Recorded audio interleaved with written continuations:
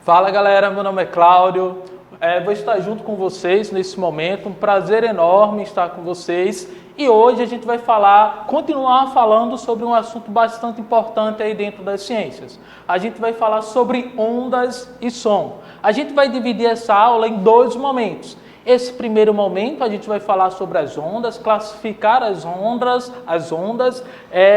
falar sobre as propriedades das ondas e depois a gente vai falar de um tipo de onda que são as ondas sonoras. Em um outro momento a gente vai falar sobre as ondas eletromagnéticas e vai ver a aplicação das ondas eletromagnéticas no nosso dia a dia, principalmente com o uso das tecnologias. Bem, e a primeira pergunta que acredito que vocês devem estar fazendo é: o que é uma onda? A física define onda como uma perturbação que ocorre em um meio e essa perturbação se propaga. E quando há propagação dessa perturbação, há o transporte de energia. Mas é importante destacar, galera, que não há transporte de matéria, só há transporte de energia. Aí vocês podem pensar na seguinte situação. Veja, vamos imaginar que eu tenha uma mola, que essa mola esteja fixa, uma das extremidades da mola esteja fixa na parede, e uma outra extremidade esteja fixa na minha mão. E eu faça uma vibração na posição vertical, certo? Na direção vertical. E o que vai acontecer? Essa vibração, essa perturbação que eu vou causar na mola, irá se propagar, transportando energia até a parede. Perceba, galera, que não há transporte de matéria, ou seja, a mola não se transporta até a parede. O que se transporta até a parede, o que se propaga até a parede é somente a energia, ok? Bem, as ondas apresentam algumas classificações e essas classificações levam em consideração alguns fatores. O primeiro fator que a gente pode utilizar para classificar as ondas é quanto à sua natureza. E em relação à natureza, a gente pode classificar as ondas em dois tipos. Elas podem ser mecânicas, e as ondas serão classificadas como mecânicas quando elas necessitam de um meio material para se propagar. No nosso exemplo, quando eu falei, por exemplo, da mola, quando eu causava uma perturbação na mola, a propagação só ocorria porque eu tinha um meio, e esse meio era a mola. A gente pode trocar a mola e utilizar uma corda. Quando eu utilizo uma corda, fizer uma mesma perturbação, essa perturbação só vai se propagar porque eu tenho um meio, no caso, a corda. Um outro exemplo, se eu tiver, por exemplo, uma porção de água e cair uma pedra, jogar uma pedra nessa porção de água, a gente vai ter a formação, aí, a propagação dessa perturbação. E essa propagação só ocorre porque eu tenho meio, no caso aí, a água. Então, ondas mecânicas necessitam um meio para que haja propagação da perturbação. Já as ondas eletromagnéticas, elas não necessitam necessariamente de um meio para que haja propagação dessa perturbação. As ondas eletromagnéticas, a gente vai tratar na aula 2 e a gente vai falar um pouco melhor sobre as ondas eletromagnéticas. E elas estão muito relacionadas com as tecnologias que a gente utiliza no nosso dia a dia. Por exemplo, estão relacionadas com as ondas de TV, as ondas de rádio, o infravermelho, o Bluetooth, o funcionamento do celular, ou seja, de uma série de tecnologias que a gente utiliza no dia a dia que estão relacionadas com as ondas eletromagnéticas. Certo? Então, primeira forma de classificar, olhando para a natureza da onda. Uma segunda forma de fazer a classificação é olhando para a forma da onda. E olhando para a forma da onda, a gente pode classificar as ondas como transversais, e as ondas serão classificadas como transversais quando a vibração ocorre em uma direção e a propagação ocorre em uma outra direção. É o que a gente tem aqui nessa representação. A minha mesma mola, que eu falei para vocês inicialmente, eu gero uma perturbação nessa direção aqui vertical, e essa perturbação gera uma propagação. só que a propagação ocorre na direção horizontal. Percebam, galera, que a direção da vibração é diferente da direção da propagação. E toda vez que isso acontecer, a gente classifica a onda como uma onda transversal. A vibração ocorre em uma direção e a propagação ocorre em uma outra direção. Uma outra classificação das ondas, quanto à forma, é a gente classificá-las como ondas longitudinais. E as ondas serão longitudinais quando a vibração e a perturbação ocorrem na mesma direção, que é o que a gente pode representar desse jeito. Agora aqui desse jeito, ao invés de eu fazer uma perturbação, causar uma perturbação na onda, nesse sentido aqui, vertical, a minha perturbação agora é no sentido horizontal.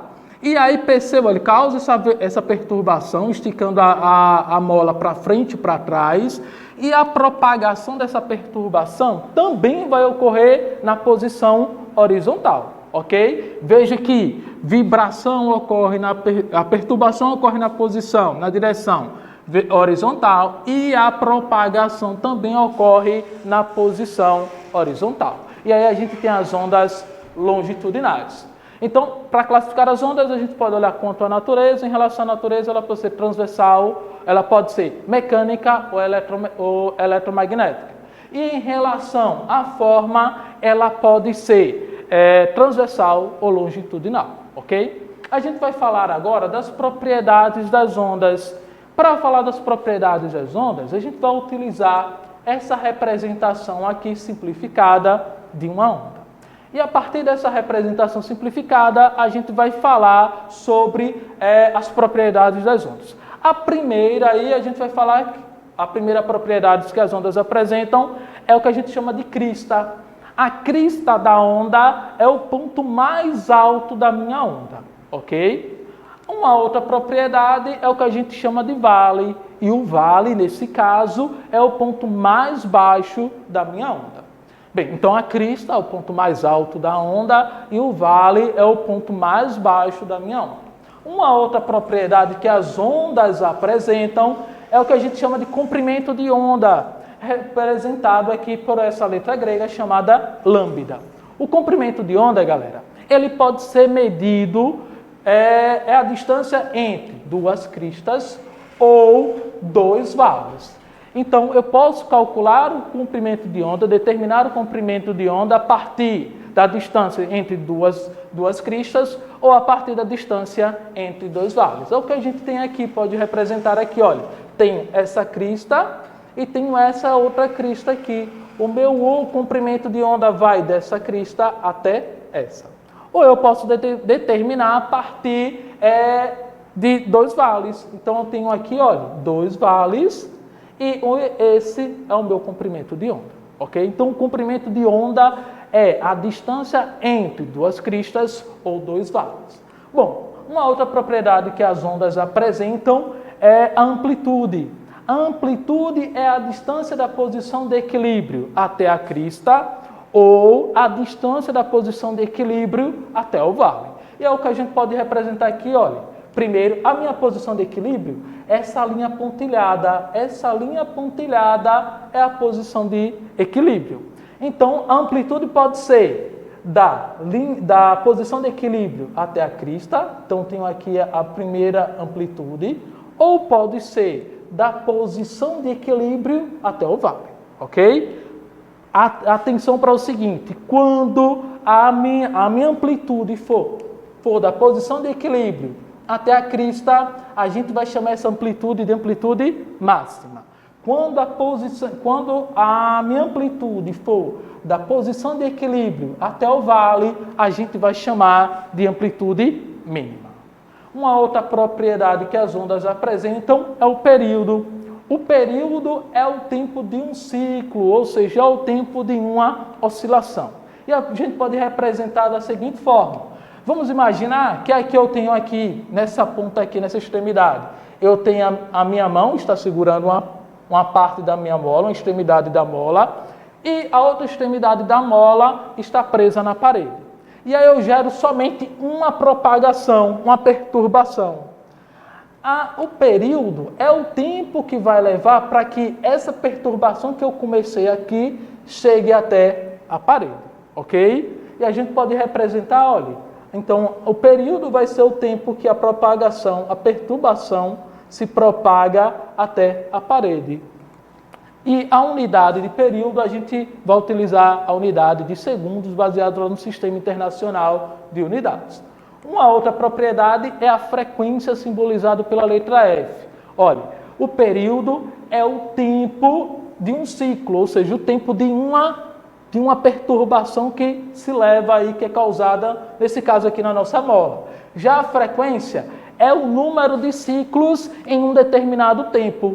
Então, eu marco um tempo, determino um tempo, e a partir daquele tempo eu vou ver quantas perturbações que eu causei naquele tempo. Quantos ciclos que aconteceu naquele tempo que foi determinado, ok? Há uma relação entre período e frequência. E a relação matemática entre período e frequência é a seguinte: a frequência é 1 sobre o período. E a unidade de frequência pode ser segundo a menos 1 ou a unidade mais utilizada de frequência, Hertz. Tranquilo? Para a gente fechar aí, galera, sobre as propriedades, a gente vai falar sobre a velocidade de propagação. Matematicamente, a gente calcula a velocidade de propagação a partir da seguinte equação. A velocidade de propagação é o comprimento de onda vezes a frequência. A unidade da velocidade de propagação, lá no Sistema Internacional, metro por segundo. Bem, mas tem um detalhe. O detalhe é o seguinte, que essa velocidade de propagação depende do meio de propagação. Ou seja, se eu altero o meio, eu acabo alterando a velocidade de propagação, certo? Então, aí você pode se perguntar, sim, mas quais são os meios de propagação? Os meios de propagação pode ser um meio sólido, pode ser um meio líquido e também pode ser um meio gasoso. E aí já foi determinado experimentalmente que a relação entre esses meios e a velocidade de propagação se dá da seguinte forma: à medida que eu vou saindo do meio gasoso em direção ao meio sólido, há um aumento da velocidade de propagação. Ou seja, a velocidade de propagação aumenta à medida que eu saio de um meio gasoso em direção ao meio sólido. E aí a gente fecha as propriedades das ondas. Bem, fechando as propriedades das ondas, a gente pode falar o que é um som. O som é uma onda sonora. Mas o que é o som? A física define o som como o quê? O som é uma onda longitudinal capaz de propagar-se pelo ar e por outros meios também a partir da vibração das moléculas. Lembre que onda longitudinal, a vibração ocorre em uma direção e a propagação também ocorre na mesma direção, ok? A gente pode representar da seguinte forma. Vamos imaginar que eu tenho um tambor? Eu acredito que seja um tambor, viu? Não sei que tambor é esse, mas vamos entender que é um tambor. E que nesse tambor eu causo uma perturbação, uma vibração. Tranquilo? Quando eu causo uma vibração, quando eu bato aqui com essa espécie de baqueta no tambor, o que acontece com a pele do tambor? A pele do tambor vai para trás e para frente, para trás e para frente. Essa perturbação, essa vibração da pele do tambor se propaga pelo ar e gera uma vibração das moléculas. É essa vibração das moléculas que faz com que o som chegue até os nossos ouvidos, que faz com que o som chegue até os nossos ouvidos. Isso é o que a física define como som. Bem, o som aí, ele pode propagar-se em diferentes meios, como a gente já viu lá em velocidade de propagação. O som propaga-se em meio sólido, meio líquido e meio gasoso, ok? E assim como a gente viu lá a relação entre esses meios e a velocidade, também aqui, à medida que eu saio do meio gasoso em direção ao meio sólido, há um aumento da velocidade de propagação. Mas quero destacar que para nossa audição, esse aumento da velocidade de propagação não causa nenhuma alteração, não causa nenhum efeito na forma como a gente vai escutar esse som, ok? Bem, no entanto, o ouvido humano, galera, ele não interpreta toda a onda sonora. O ouvido humano, ele interpreta ondas sonoras que estão dentro de uma faixa, dentro de uma frequência sonora. Bem, e essa frequência sonora, a qual o ouvido humano consegue interpretar, está na faixa e na frequência de 20 Hz e 20.000 Hz. Isso quer dizer que se eu tiver uma frequência, uma onda sonora, que tem uma frequência abaixo de 20 Hz e acima de 20.000 Hz, o som humano não consegue interpretar. As ondas sonoras abaixo de 20 Hz, a gente classifica como infrassons, ou seja, são ondas sonoras cuja frequência estão abaixo de 20 Hz. Bem, já as ondas sonoras que possuem uma frequência acima de 20.000 Hz, a gente classifica como ultrassons. Aí vocês podem dizer o seguinte: puxa, isso quer dizer que isso é uma relação com o exame que as gestantes fazem para ver, por exemplo, como está o batimento do coração das crianças? Sim. A frequência sonora ali utilizada é acima de 20.000 Hz, é um ultrassom. Por isso que o exame é chamado de ultrassom, porque a frequência sonora é acima de 20.000 Hz. Nosso ouvido não consegue interpretar essa frequência, ou seja, por isso que se faz necessário fazer o uso desse exame para saber como é que está a batida do coração das crianças. Aqui também nos ultrassons, os adestradores de cachorros, eles fazem o uso de um apito. Esse apito, quando ele aciona, o ouvido humano não consegue perceber esse som, porque a frequência sonora está acima de 20.000 Hz. No entanto, o ouvido do cachorro consegue interpretar esse som, porque para o cachorro ele consegue interpretar as frequências sonoras acima de 20.000 Hz. Ok? Para a gente fechar sobre essa parte aqui, a gente vai falar sobre as características do som. Primeira característica do som é a altura.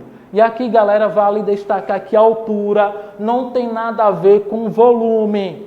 A altura tem a ver com a frequência da onda sonora. Isso quer dizer que eu vou ter ondas sonoras que vai ter uma altura alta e vou ter ondas sonoras que vai ter uma altura baixa. Isso tem uma relação com a frequência que gera para a gente uma percepção para o nosso ouvido.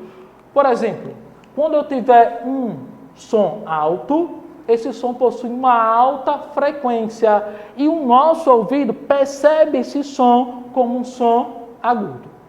Quando eu tenho um som baixo, aí esse som vai apresentar uma baixa frequência e o nosso ouvido interpreta isso como um som grave.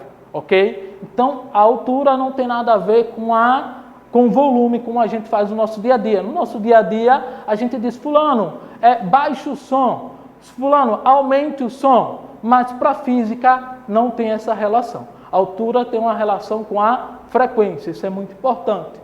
Bom, uma outra característica é sobre a intensidade. Agora aqui na intensidade, sim. Na intensidade há uma relação com o volume. E essa relação está diretamente relacionada com a amplitude da onda sonora. Isso quer dizer que quando eu tiver um som de alta intensidade, esse som tem uma alta amplitude. É quando eu aumento o volume do som. Um som de baixa intensidade é porque ele tem uma baixa amplitude. Isso está relacionado quando eu baixo o volume do som. Ok?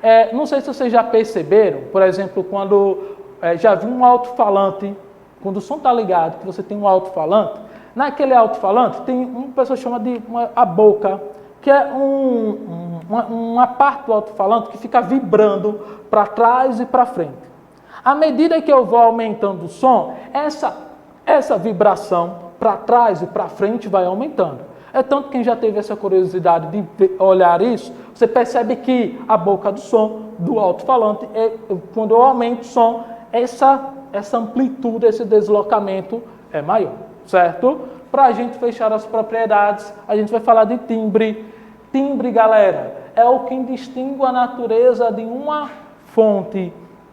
Isso quer dizer que eu vou ter fontes que podem emitir ondas sonoras da mesma frequência, mas que vão ter um timbre diferente.